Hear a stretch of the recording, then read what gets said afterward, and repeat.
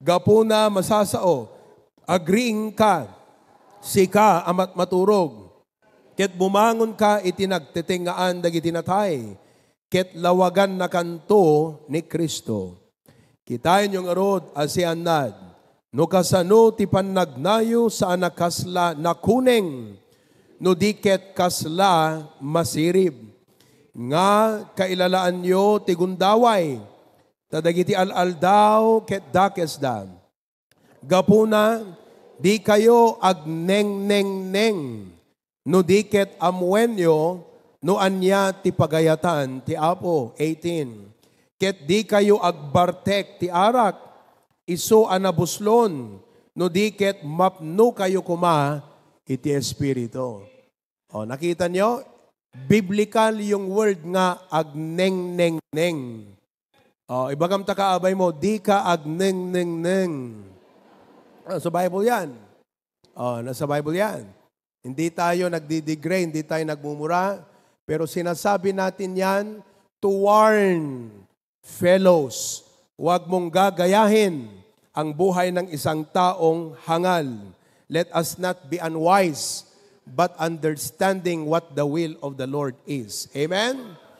Okay. Now, ngayong umaga, ang ating topic sa ating Sunday School lesson ay isang lesson na aking natutunan sa ating patriarch for the past 39 years of life. Ako'y nag-turn 39 nung Biyernes. Salamat sa inyong mga pagbati. Salamat sa inyong mga regalo at salamat sa inyong mga panalangin. Gaya ng aking sinabi doon sa ating mga group chat, malaking encouragement na aking dadalhin yan sa aking patuloy na paglingkod at pagministeryo sa ating gawain at sa inyong lahat, mga kapatid. Amen? Okay, the title of our lesson today is Goals that will make a significant difference. Goals that will make a significant difference. I believe na ang mga goals na ito are doable. These goals are achievable. But most importantly, these goals are profitable. Ilagay natin yan. Doable, achievable, profitable. Manalangin tayo. Dakila naming Diyos, salamat po kung merong dapat laging na-challenge na lumago, mag-improve at mag-develop sa buhay, dapat kaming mga Kristiyano. We must not be satisfied with our present spiritual condition. We must not be stagnant. We must not be deteriorating. We must be improving because we are the key people in this world. Sinabi mo nga sa iyong salita, ye are the salt of the earth. But if the salt have lost its savor, wherewith shall it be seasoned? Hindi dapat mawala ang lasa ng aming pagiging asin. Kaya tulungan mo po kami, Panginoon, na huwag tutulog-tulog, huwag babagal-bagal, at huwag tatanga-tanga sa aming mga Christian life. Subalit kami po ay dapat maging aktibo, agresibo sa aming pananampalataya so that we can make a significant difference in this world, dying, sinful, and dark world. Thank you. In Jesus' name we pray. Amen. You may be seated now. Okay. Lahat nga po ng mga magsasabing siya ay Kristiyano, itaas ang kamay. Okay, ngayon, kung ikaw ay Kristiyano, gusto kong malaman mo na ikaw ay susi ng Panginoon sa mundong ito. You are a key person of God in this world. Ang susi po ay nagagamit upang mabuksan ang pintuan. For God to truly bless our families, we are the key person in our families. Kaya kung merong dapat unang sisihin kung bakit ang mundo ay pasama ng pasama, maliban sa dyablo, kung may dapat sisihin ay ito, dahil ang mga Kristiyano ay walang ginagawa. Who believes that? Amen? For evil to prosper, it only takes good men to do nothing. Upang ang masama ay magtagumpay, kailangan lang na ang isang mabuting tao ay huwag gumawa ng mabuti. Naunawaan niyo ba yon? Nakikinig ba kayo? Are you with me right now? Are you present mentally? Tanungin mo ngayong katabi mo, are you present mentally? Mahalaga yung statement na aking sinabi. Para sa ganon, kasi in all churches I go to, Christians go to church, pero hindi nila nakikita at nararamdaman ang kanilang value bilang Kristiyano sa mundong ito. When I talk to Christians, when I preach to Christians, Christians do not even value their Christian life. Listen to me.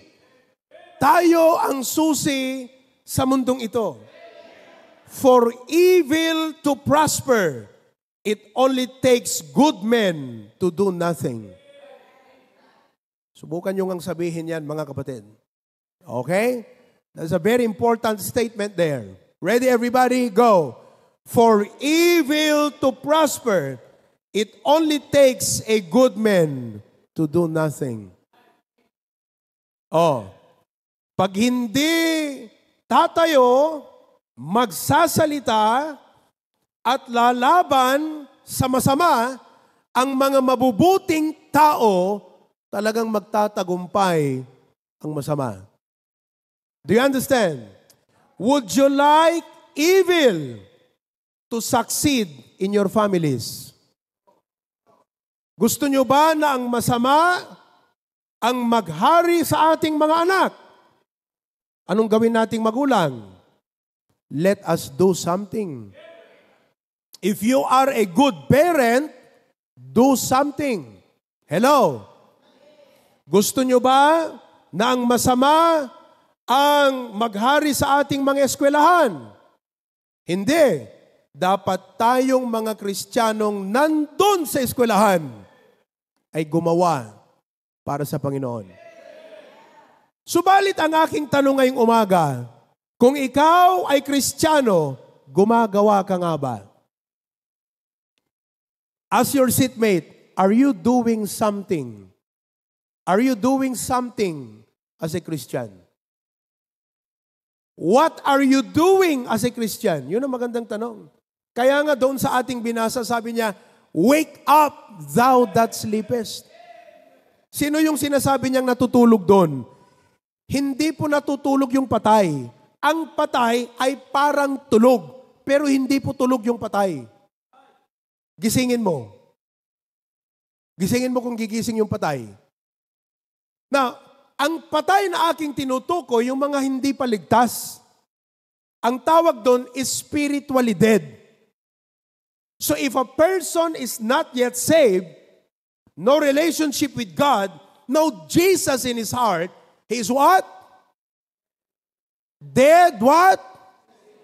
Spiritually. Therefore, yung sinabi ng Bible, wake up thou that sleepest, hindi po sa mga unsaved sinabi yun. Kanino sinabi yung wake up thou that sleepest? Sa mga tulog. Sino yung tulog? Mga Kristiyano. Sabi mo sa katabi mo, gumising ka sa Christian life mo. Totoo yan, mga kapatid. Napaka-importante ito. Okay? Ngayon, listen. So that Christians, if Christians are to make a significant difference, these are the goals they need to make in their life. These goals are, what did I say? doable. Ibig sabihin, hindi lang pastor ang dapat gumawa dito. Dapat kung ikaw ay nagsasabing, Kristiyano ako, gagawin ko ito. Hello? Okay. They are not only doable, they are achievable. It's not impossible. It's not even that difficult. Hindi mahirap ito. And number 3, it is what? Number 2? And number 3? Ano yung sinabi ko? For evil to prosper, it only takes good men for good men to do nothing. Therefore, we must do something. Hindi man natin kayang baguhin ang buong Ilocos Norte, but we can change one life after the other. And if we are to be that agent for change, ito yung mga goals na dapat nating isagawa. Are you ready now? Number 1, ito ang dapat goal natin. Number 1, read. I do not know how you can be a dynamic Christian without daily devotion. Ang ibig sabihin ng dynamic, mga kapatid, kumbaga sa araro, nakahandang gamitin. Kumbaga sa lapis, anong tawag doon? Sharp? Ano yung Tagalog ng sharp? Tasa. Pwede mo bang gamitin pansulat ang lapis na hindi tasa? Pwede, hindi. Yung mga karpintero dyan, ang mga karpintero, kahit maliit na yung lapis, pinagtsatsagaan. Bili ng sigarilyo, hindi man lang makabili ng lapis. Pira. Bumili naman kayo ng lapis paminsan-minsan. Hello? Okay. Iyan. Pwede mo bang gamitin ang lapis na hindi tasa? Sayang yung pagiging lapis niya na ang gamit pansulat kung hindi tasa. Therefore, sayang yung pagiging Kristiyano mo na ikaw ay susi ng Panginoon sa mundong ito kung ang buhay mo hindi tasa. Paano nga ba matatasa ang ating pagiging Kristiyano? By our daily devotion. Sharpen your faith. Prepare your heart for the battles, for the burdens, for the opportunities. Umaga pa lang, iset mo sa puso mo, Lord, help me to make a difference for Jesus today. I want my wife to see Jesus in my life. My husband, I want my children, my parents, I want at work, Panginoon, ingatan mo ako na hindi ako magkasala sa pag-iisip, sa pananalita, at sa aking mga actuation, behavior at lahat. Let Jesus be magnified in my life. Daily devotion. Alam nyo ang kulang sa atin? Preparasyon. Kagaya niyan. Mukhang hindi prepared yung iba sa inyong pumunta ng church. Tingnan mo yung mukha ng katabi mo kung mukhang prepared. Amen? Wala akong panahon na pag-usapan ng value of preparation. But preparation is 90%, 10% action. The more prepared you are, the more prosperous you will be. That's why, ang Kristiyano po, araw-araw, sa umaga pa lang, inihahanda mo ang iyong sarili. Sino po sa inyo ang may ugali na naghahanda niyang sarili kada umaga? Taas ang kamay. You don't just prepare physically. Most importantly, you prepare spiritually. Matthew 4:4, ito ang sabi ng ating banal na kasulatan. Matthew 4:4, read. But he answered and said, it is written, men shall not live by bread alone, but by every word that proceedeth out of the mouth of God. Mga kapatid, just try to imagine, pag nagtatanim ka and you infuse, the word infuse ay parang isang pasyente na nanghihina nasa ospital at tinurukan ng dextrose para lumakas. Yan po ang kailangan ng isang Kristiyano. Kaya maraming Kristiyano nanghihina, hindi mo ramdam ang power of God sa kanilang buhay. Hindi mo makita ang joy of the Lord sa kanilang mga mukha. Biro mo, Kristiyano ka, hindi makita sa iyo ang joy of the Lord. Siyempre, sasabihin ng unbeliever, kung ganyan lang din ang Kristiyano, ayaw ko nang maging Kristiyano. Dapat tayo, we must be daily blessed and empowered by the Word of God. How? Daily devotion. Amen! Number 2, ano pa ang dapat gawin ng Kristiyano so he can make a difference? Number 2, go. Aim to always be what? Wherever you are. Hindi porke walang pastor na nagmamasid sa'yo, walang kapatirang nakapaligid sa iyo, ay nakalimutan mo or pwede kang magtago ng pagiging Kristiyano mo. We are called to shine in the dark. Ang ating liwanag ay hindi lang dapat nakikita sa loob ng simbahan. Dapat doon sa kadiliman. Kaya kung kayo, mga kapatid, nagtatrabaho, may negosyo, may store, at lahat-lahat pa dyan, ipakita nyo ang pagiging Kristiyano natin. Aim. The word aim means set it as a target. Make it as a goal. Listen, as Christians, our goal is not to become the richest, but to be the brightest. Not brightest in memory, but brightest in our light. Maliwanag ang ating mga ilaw. Matthew 5:16, the Bible says, let your light, everybody read, that your, and what? Yun. Dapat makita ng mga tao ang ating mga good works. Pastor, paano ba ako magliliwanag? Maraming paraan para tayo makita ang ating liwanag. Una sa lahat, when we stand for what is right. Philippians 2:15. Lagay mo yan. Philippians 2:15.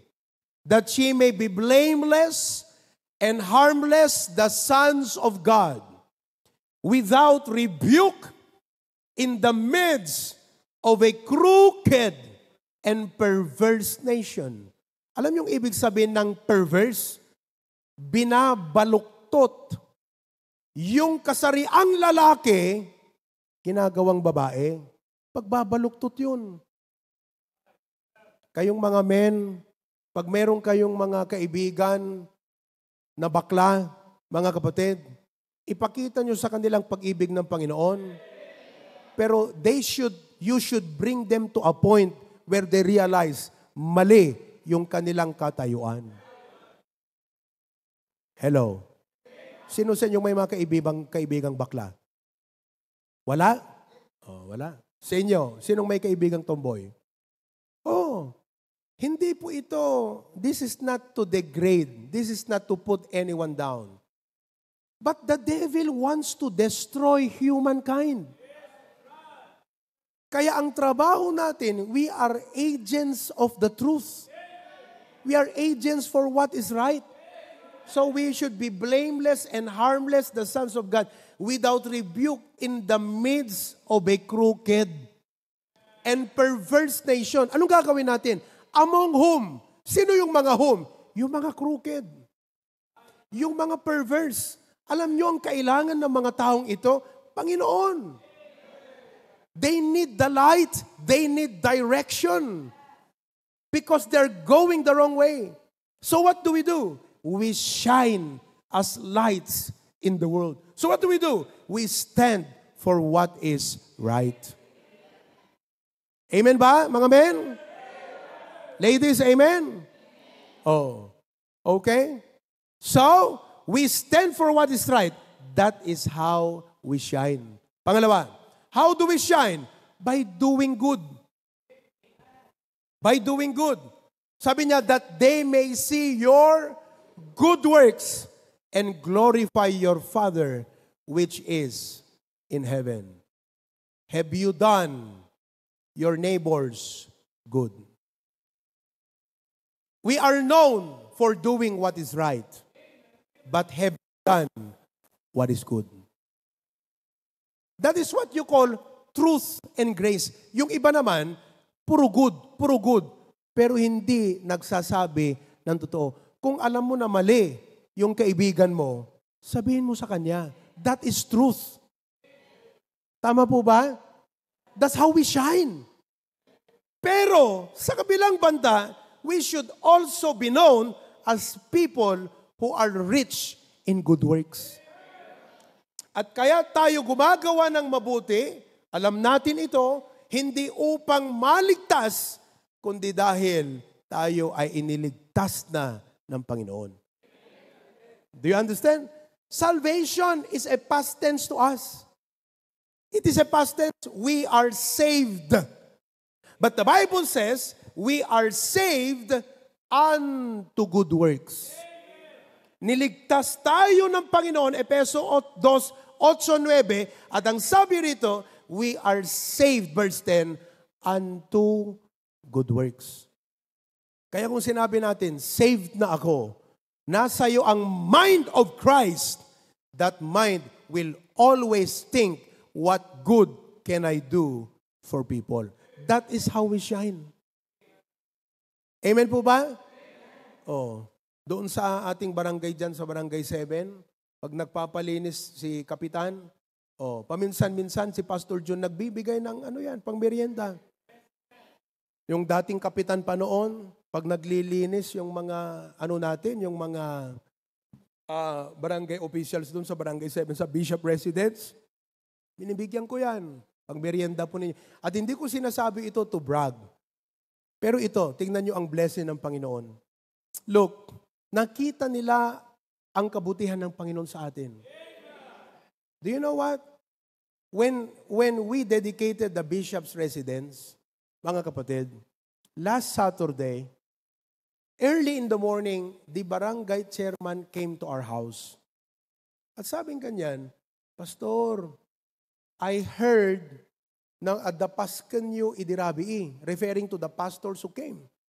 We had about 32 pastors who came last Friday night. Our attendance here was 635. We realized from that conference, mga kapatid, we cannot invite churches to come. Not that we don't want them to come, but our facility cannot accommodate them anymore. Diba? Kaya akala natin malaki itong building natin, maliit pa pala. Anyway, so kumain yung mga pastors doon at maraming mga sasakyan. Sabi, Pastor, I heard na madaming paskan nyo dirabi Jak ngamin nga na amuan nga nasapsapat timulong kami kuma. Ngayon, sabi niya, I heard nga to numalim, adapaskan nyo, mablesingan deti balayo. Kung kaya mo, Pastor, pasera at jay dalan sa jay, no entry. Pasera mi pa ijay bangir, no entry. Tapno amin dito pagparkingan tilugan nyo. Biruin mo yan. The unbelievers are so good. Why? Because of the good they have seen in us. Tignan nyo nung revival meeting natin, yung mga kapitbahay natin. Di ba punong-puno tayo? Hindi kayang magwantaan, digiti ushers tayo. Nakita nung mga kapitbahay natin, nakatayo yung ibang mga believers dyan sa labas. Anong ginawa? Nilabas nila yung kanilang mga upuan dyan sa street. Nilabas nila yung kanilang electric fan, yung kanilang mga extension. Tinulungan pa tayo dyan. Good begets good. Hello?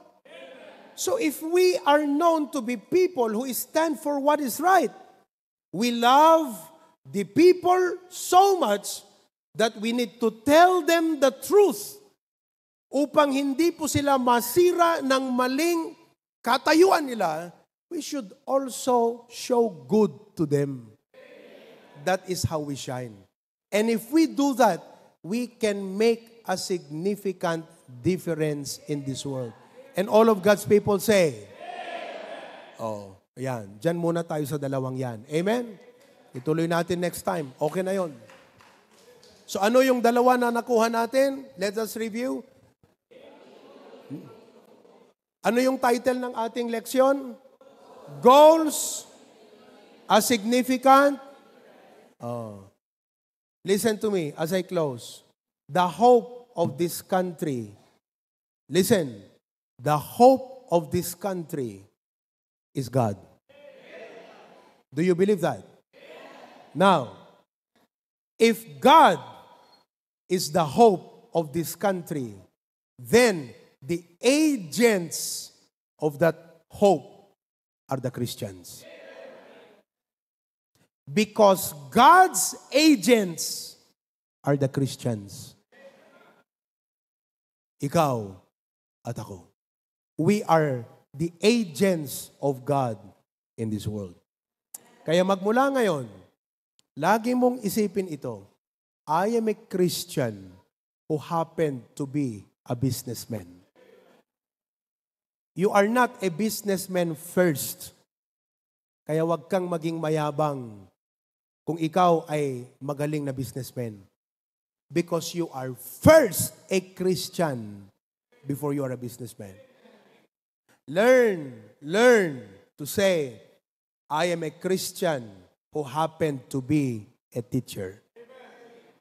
Sino sa inyo dito ang mga teachers? Taas ka ng kamay. Oh, nagliliwanag ba kayo? Mga teachers, nagliliwanag po ba kayo? Nakikita bang Panginoon sa atin?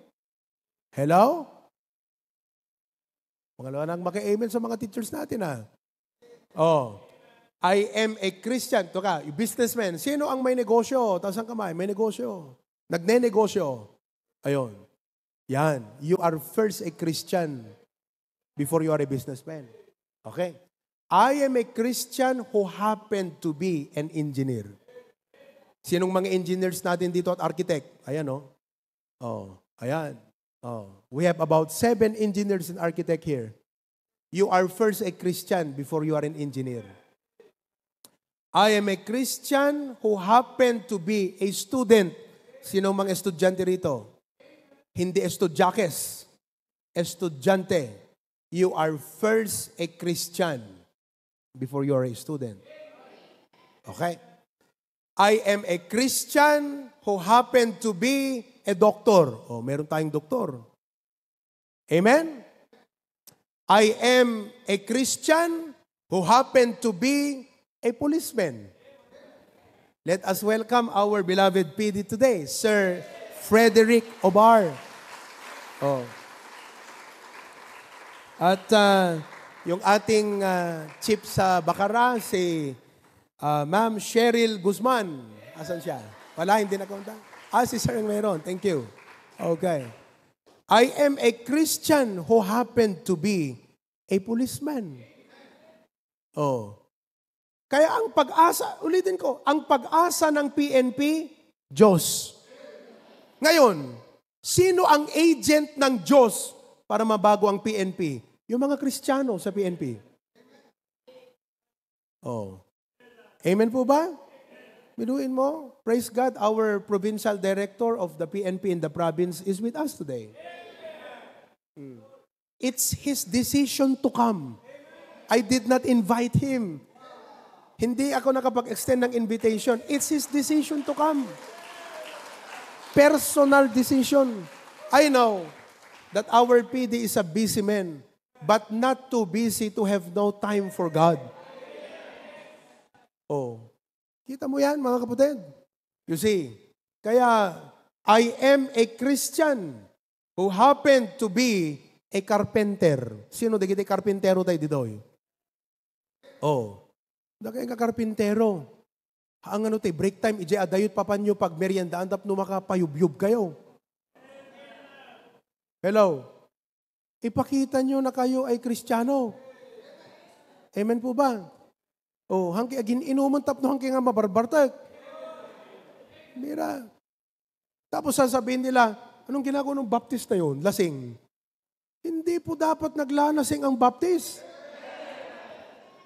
Wine is a mocker.